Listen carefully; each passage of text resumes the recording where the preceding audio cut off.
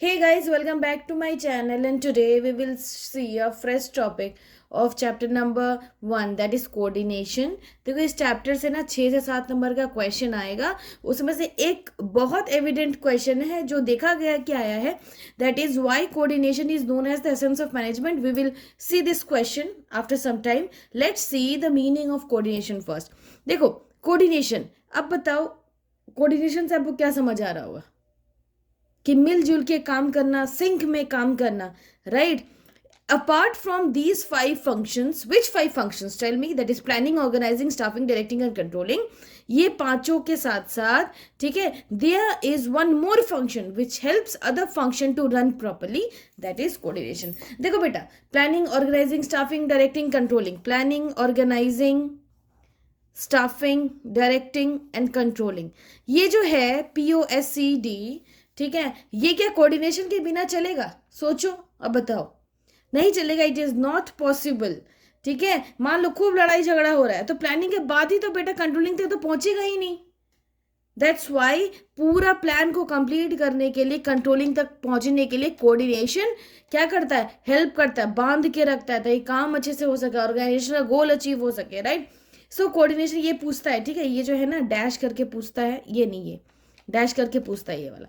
भाई देख लेते हैं. What is coordination? कोऑर्डिनेशन बेटा एक ऐसा प्रोसेस है by which manager synchronises the activity of different departments.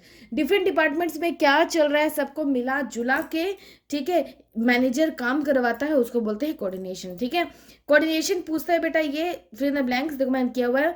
Dash is the force that binds all the other functions of management. बच्चों को लगता है इसका आंसर प्लानिंग होगा, लेकिन नहीं. कौन सा ऐसा फोर्स है जो सारे फंक्शंस को बांध के रखता है बेटा? That is coordination. Okay, now the next question is, that is very very very important in exam point of view, that is coordination the essence of management. Why? क्यों उसको बोलते हैं कोऑर्डिनेशन को एसेंस ऑफ मैनेजमेंट? देखो, coordination brings unity of action and integrates different activities of organisation. Coordinate क्या करता है बेटा? एक्शंस को साथ में लाता है, ठीक है, सारे एक्टिविटीज को कराने में हेल्प करता है. Coordination is considered as essence and management because, अब देखते हैं क्यों कहा जाता है इसको एसेंस ऑफ मैनेजमेंट. देखो, पहला, coordination is needed to perform all the functions of management. बेटा इसको इसलिए ना एसेंस ऑफ मैनेजमेंट का कहा जाता है क्योंकि कोऑर्डिनेशन को ना परफॉर्म करने, मतलब सारे फंक्शंस जो है ना उसमें कोऑर्डिनेशन लगता है. ठीक है, सारे फंक्शंस को परफॉर्म करने के लिए क्या लगता है? कोऑर्डिनेशन लगता है. So coordination begins at planning stage when top level plans for whole organization. Okay, and it requires in organizing, staffing, directing, controlling etc. वो चलते रहता है coordination.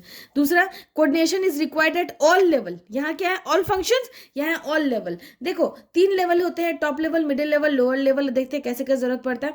Top level requires coordination to integrate all the activities of the organisation. मतलब सारे काम को एक साथ मिला के करने के लिए टॉप लेवल को कोऑर्डिनेशन चाहिए. Coordination is required at middle level to balance the activities of different departments. जितने भी डिपार्टमेंट्स, मैंने आपको ऑलरेडी बताया कि मिडिल लेवल में डिपार्टमेंट्स आते हैं, जितने भी डिपार्टमेंट्स का वर्क है उस सबको कोऑर्डिनेट करने के लिए मिडिल लेवल क्या करता है? कोऑर्डिनेशन मांगता है. तीसरा, lower level requires coordination to integrate the activities of workers. Workers जो काम करे उसको मिला जुला के करने के लिए लोअर लेवल में कोऑर्डिनेशन की जरूरत है. समझे? तो यहाँ क्या है? सारे फंक्शंस को करने के लिए जरूरत है, यहाँ सारे लेवल को करने की जरूरत है.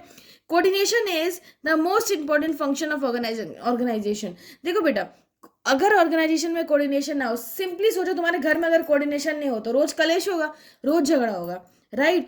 इसीलिए ऑर्गेनाइजेशन क्या बोलता है कि सबसे इंपॉर्टेंट फंक्शन है, अगर ये ही नहीं होगा तो बाकी सारा काम जो है वो होगा ही नहीं. So any organisation which fails to coordinate its activities can not survive and run successfully for long period. So coordination make sure that planned objectives are achieved with minimum conflict. Coordination बेटा ये कोशिश करता है कि जो achieve करना है, ठीक है, जो प्लान को अचीव करना है उसको कम से कम कॉन्फ्लिक्ट में, कम से कम झगड़े में सलटा दे, पूरा कर दे. ओके, समझ आया? दैट्स वाई इसका 3 ही पॉइंट याद रखना, 1 2 3. ठीक है, पूछेगा तो मान लो 3 नंबर में पूछा या बहुत ही हुआ तो एक भी MCQ का नहीं देगा तो 6 नंबर में पूछेगा, 1 पॉइंट का 2 नंबर. ठीक है, इसी तरह 6 नंबर से पूछेगा.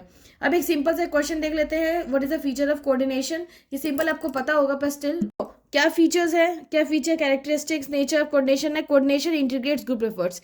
ग्रुप में अगर काम करना है तो कोऑर्डिनेशन बहुत ज़रूरी है, तो वो उसको इंटीग्रेट मतलब बढ़ाता है। दूसरा, कोऑर्डिनेशन बेटा कंटिन्यूस प्रोसेस है, ये नहीं कि तुम एक बार टॉप लेवल पे कोऑर्डिनेशन कर दिया, बाकी मिडिल और लोअर लेवल में नहीं चाहिए, ऐसा तो होगा नहीं। अगर मान लो कि प्लानिंग में कोऑर्डिनेशन हुआ, ऑर्गेनाइजिंग बाकी सब कोऑर्डिनेशन खत्म हो गया, वो भी होगा नहीं। इसलिए बेटा ये कंटिन्यूस प्रोसेस है, वो हमेशा चलते रहेगा कोऑर्डिनेशन। तीसरा, coordination is a pervasive function. अब बताओ परवेशिव का मतलब मैंने इतनी बार बता दिया कि मुझे लगता है आपको याद हो गया होगा, ऐसे फिर से बता दूं। चाहे छोटा ऑर्गेनाइजेशन हो, बड़ा ऑर्गेनाइजेशन हो, प्राइवेट हो, पब्लिक हो, ठीक है, या फिर आप बोलो मैन्युफैक्चरिंग हो, सर्विसेबल हो, हर जगह कोऑर्डिनेशन चाहिए बेटा, हर जगह कोऑर्डिनेशन चाहिए। That's why it is called pervasive in nature. Fourth one, coordination is the responsibility of all manager. Manager की रिस्पॉन्सिबिलिटी है कि कोऑर्डिनेशन बना हुआ रहे, ठीक है। जैसे मान लो आप बोलते हो ना, भाई घर में आपके हेड, घर के हेड का या फिर फादर या फिर मदर रिस्पॉन्सिबिलिटी है घर में शांति बनाए रखे, ठीक है। फिफ्थ वन है create balance in all department, ठीक है। अगर कोऑर्डिनेशन रहा बेटा तो सारे डिपार्टमेंट्स में बैलेंस बना हुआ रहेगा। इसी के साथ ये चैप्टर हो गया ओवर। ओके, ओवर के साथ साथ ये 6 से 7 नंबर का क्वेश्चन आएगा, ये भी खत्म हो गया, ठीक है। अब सिर्फ हमारा 2 चैप्टर बचा हुआ है, दैट इज चैप्टर नंबर 2 बचा हुआ है, चैप्टर नंबर 3 बचा हुआ है। वो 2 चैप्टर से मिला के हार्डली 10 नंबर का क्वेश्चन आएगा।